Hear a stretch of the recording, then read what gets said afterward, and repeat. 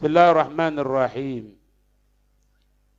Kesunahan yang ketiga ketika akan tidur, alla yabita man lahu wasiyatun wa wasiyatuhu maktubun 'inda ra'si.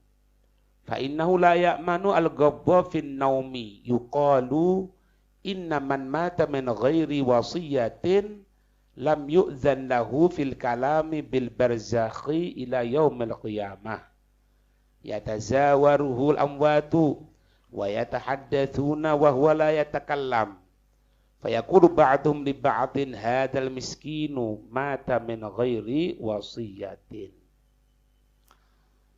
Yang ketiga, janganlah tidur malam,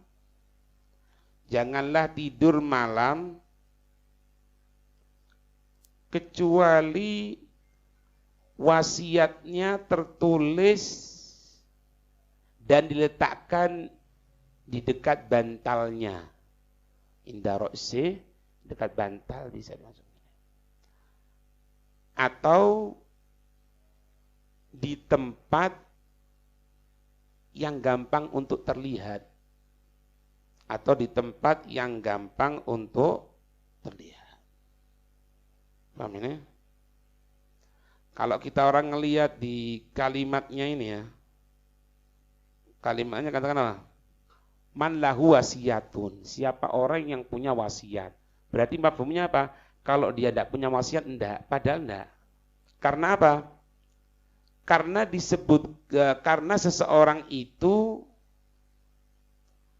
ketika dia tidur tidak bisa dipastikan dia tidak akan meninggal sebelum bangunnya.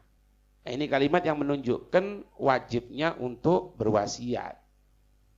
Bawahnya dikatakan sesungguhnya seseorang yang meninggal tanpa wasiat, maka dia tidak diberikan izin untuk berbicara bil barzakhi ay fil barzakh, di alam barzakhnya. Na'udzubillah, ila yaumil qiyamah, sampai hari kiamat. Dia tidak akan diberikan izin sampai kelak hari kiamat. Tidak akan diberikan izin untuk berbicara. Karena apa? Yatazawaruhu al-amwat. Mayit itu tazawara yatazawaru, saling apa? Menziarahi. Mayit itu saling menziarahi, saling mendatangi. Wa yata'addatsun, dan mereka saling berbincang. Wa la yatakallam. Koma bawahnya, sedangkan orang yang meninggal tanpa wasiat, wa la yatakallam, dia tidak berbicara. Fa yaqulu ba'duhum li ba'din, sehingga sesama penduduk barzakh mereka saling mengatakan akan orang ini, hada miskinun, hadal miskinu, ini orang yang kasihan, mata min ghairi wasiyatin, meninggal tanpa adanya wasiat. Na'udzubillah. Ada riwayat Ad-Dailami, man lam yusi, Nabi mengatakan gini, Nabi bersabda gini, man lam yusi lam yu'dan lahu fil kalami ma'al mauta. Yang tadi itu, siapa orang yang tidak berwasiat, lam yu'dan lahu, tidak diberikan izin untuknya fil kalam, di dalam berbicara ma'al mauta, bersama mayit. Berbicara bersama mayit. Sahabat tanda tanya, apakah mungkin orang berbicara dengan mayit? Qila, dikatakan, ditanyakan kepada Nabi, ya Rasulullah, wahai Rasul, wa yatakallamun, dan mereka berbicara, qala, Nabi menyatakan, na'am, ya, mereka berbicara, wa yatazawarun, dan mereka saling menziarahi. Jadi di alam barzakh itu berbicara, ya, yatazawarun, berziarah. Sampai dikatakan seperti keadaan orang kalau baru pulang dari yang jauh. Orang berangkat ke tempat yang jauh gitu, sampai di sana ada keluarganya di daerahnya, tanya, ya apa keadaannya fulan? Gimana fulan sekarang ini? Gimana itu? Persis seperti orang di dunia. Dan ini harus diiktikad. Kalau ada orang tidak yakin, gampang lah. Ini percaya? Ini. Tidak percaya, ya suruh mati dulu. Nabi yang menyatakan. Jadi alam barzah sebetulnya, nas'alullah salama wal afiyah, fitul umur fi ta'atillah, bisihah wal afiyah, sama sebetulnya seperti ini. Di sana itu pun ada kelompok orang-orang kelas tinggi karena amalnya. Ada yang biasa, ada yang merana di sana. Ada yang miskin, ada yang gembel, na'udzubillah. Ada yang tidak dipedulikan. Sampai secara umum mayit itu diberikan kesempatan oleh Allah untuk datang ke tempatnya, ke rumahnya yang dulu dia ada, malam Jumat, hari Jumat, kemudian momen besar, Idul Fitri, Idul Adha, datang mereka. Makanya kalau mereka meninggal itu dengan meninggalkan tempat taklim, tempat pengajian, mereka kepingin tahu, rindu, ingin ngelihat. Alhamdulillah dilanjutkan sama fulan, kelihatan. Nah, itu. Paham ya? Dan mayit itu semakin tinggi kedudukan di sisi Allah akan diberikan sayap semakin lebar sehingga semakin jauh akan berterbangan ke tempat-tempat yang di situ ada penyebutan Allah dan Rasul atau majlis khair. Datang. Paham ya? Nah ini orang kalau punya wasiat, tidak boleh ziarah, tidak boleh ngomong, tidak boleh apapun sampai hari kiamat. Makanya minimal kita orang ngomong sekarang ini. Nulis, bagus. Bukan nulis ngalup, bukan. Ini ngalup ini, pada nanti mati ya. Bukan, ya ini harusnya. Bahkan yang diajarkan dalam hukum fikih apa? Meletakkan apa? Kafan kita, apa-apa yang dibutuhkan mati kita. Di mana? Di tempat yang biasa kita ngelihat. Yang gampang kita ngelihat. Bukan disimpan. Disimpan di atas lemari, ditali, ditutup. Enggak. Sulit kelihatannya. Di mana? Di depan lemari ini. Jadi dibuka lemari di bagian depan dari pakaian kita orang. Supaya apa? Setiap waktu ingat, ini loh kafanmu. Ini loh persiapanmu. Ada satu orang cerita sama Ana. Mengatakan apa? Ana ini beb, sudah nyiapkan kafan balik-balik. Ana bawa ke Hadramut, Ana bawa ke Mekah Madinah, minta berkah gitu ya. Setiap tak siap akhirnya anaknya tidak mati-mati beb. Allah. Ana bagikan sama orang. Jadi setiap waktunya dia simpen itu. Bahkan apa itu hanut, apa itu? Kapur barus. Kapur barusnya disiapkan. Bahkan talinya yang digunakan untuk nali, satu di bagian kepala, satu di pinggul, satu di kaki, disiapkan. Yo. Sudah jangan takut. Ada yang mau takut. Tidak perlu nekat, tidak perlu nyari. Ente takut atau berani kepada kematian, kalau belum waktunya ya enggak, ya semoga panjang umur. Yang kita takutkan satu, ketika meninggal dapat rahmat atau justru diadab sama Allah, itu yang ditakutkan. Quran kita, zikir kita, majelis ilmu kita hadir. Yang hadir dari Kemis, Nabi menyatakan apa? Dalam firman-Nya setelah Allah menyampaikan seperti itu, menyampaikan Allah apa? Fama bakat alaihimus sama'u wal ardu.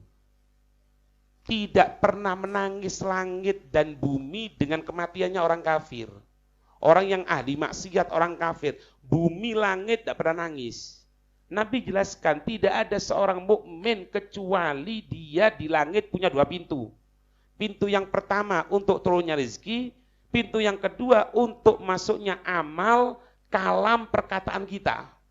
Kalau mereka tadi itu, kalau dia sudah meninggal, faqadan, akan hilang. Akan dihilangkan sama Allah. Kemudian apa? Akan menangis keduanya. Apa itu? Langit dan bumi. Nangis. Ditangisi orang soleh yang meninggal. Paham ya? Wa dzalika mustahabbun khaufa min fawtil faj'ah. Wa dzalika mustahabbun. Ini perbuatan sesuatu yang disunnahkan. Khaufan, takut min mautil faj'ah. Takut meninggal mendadak. Takut meninggal mendadak. Nah, orang itu kalau meninggal mendadak dua. Kalau orang soleh, nikmat. Karena apa? Dipercepat untuk sampai ke hadirat Allah. Tapi kalau orang ahli maksiat, belum tobat, musibah yang dipercepat sama Allah. Itu. Wa mautul faj'ati takhfifun. Dan kematian yang mendadak. Dan kematian yang mendadak. Itu merupakan takhfifun. Hal itu merupakan peringanan dari Allah. Ibaratnya gini, syuf, ya fulan, ente insya Allah bulan Rabiul Awal berangkat umroh ya. Seneng kan? Iya, alhamdulillah, jazakumullah khair. Tiba-tiba, banyak umur sehat, banyak umur sehat. Sore atau maghrib dikatakan apa? Syuf, ya fulan, ente ini sekarang sudah berangkat, jadi akan nututi hajian. Seneng enggak? Seneng. Karena apa? Kenikmatan dipercepat sama Allah. Begitupun kematian. Oh, akan meninggal misalnya nanti ditentukan kapan. Kok ada sesuatu Allah menentukan lain misalnya. Untuk meninggal dipercepat. Meskipun akan berubah kan. Tidak akan berubah. Kalau gambarannya itu loh. Oh, misalnya kan kita orang ngomong. Ini gambaran di antara manusia ini. Manusia itu mengatakan apa? Oh, orang ini sehat. Oh, orang ini tidak ada penyakit apapun. Oh, ini insya Allah sih kalau 50 tahun lagi sih tahan ini. Masya Allah. 50 tahun lagi masih tahan. Ya kan? Orang soleh. Orang pilihannya Allah. Otomatis kita katakan, ini ya Masya Allah kalau meninggal ini banyak akan mendapatkan rahmatnya Allah ini. Ini orang baik, ini orang itu. Paham ini? Ternyata sebelum 50 tahun tadi itu dia meninggal. Ketentuan Allah tidak akan berubah. Pandangan kita yang bercepat. Makanya kata Imam Ghazali apa? Wa mautul faj'ati takhfif. Kematian yang dadak itu peringanan. Illa kecuali liman laisa musta'iddan lil maut. Kecuali untuk seseorang yang tidak mempersiapkan untuk kematian. Biqaunihi, karena sebab adanya pada dirinya mithqalub bahri, pemberat punggungnya, pemberat tanggung jawabnya, bil madzalimi, dengan berbagai kedzaliman yang dilaksanakan. Dolim kepada dirinya, belum tobat. Dolim kepada orang lain, belum minta maaf. Belum membayarkan haknya orang yang diambil. Sesuatu yang akan beratkan punggungnya dia. Tapi kalau enggak, takhfif. Peringan sama Allah. Bentuk peringanan. Apalagi malam tarwiyah ini.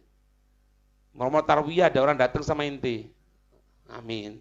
Ya, ayo, ini ada panggilan khusus ente, Masya Allah. Karena nomor inti, nomor simpati inti seperti itu. Enak kan gitu kan? Tidak ingin tidak oleh duit. Ya, misal, ayo berangkat. Loh, masa nututi naik pesawat langsung ini. Pribadi, jet. Nyampe sana, insya Allah tanggal 9 jam 10 pagi. Masih ada kesempatan 2 jam. Sebelum masuk waktu duhur. Bisa mandi-mandi, langsung berangkat ke Arafah. Ada yang tidak mau? Ada yang nolak? Tidak ada. Semuanya senang. Begitupun gambaran orang mati mendadak orang soleh. Panjang umur ya. Makanya kalau ada orang soleh meninggal mendadak, jangan ditangisi sebetulnya. Ditangisi iya, tapi bukan menangisi yang mayat ini. Mentangisi kepada diri kita sendiri. Ini sudah dapat rahmatnya Allah. Lah kita orang kalau meninggal gimana? Harusnya gitu. Ya. Semoga panjang umur sehat ya ta'atillah. Ala dinna kunna salih wa ila Wasallam. Fatihah.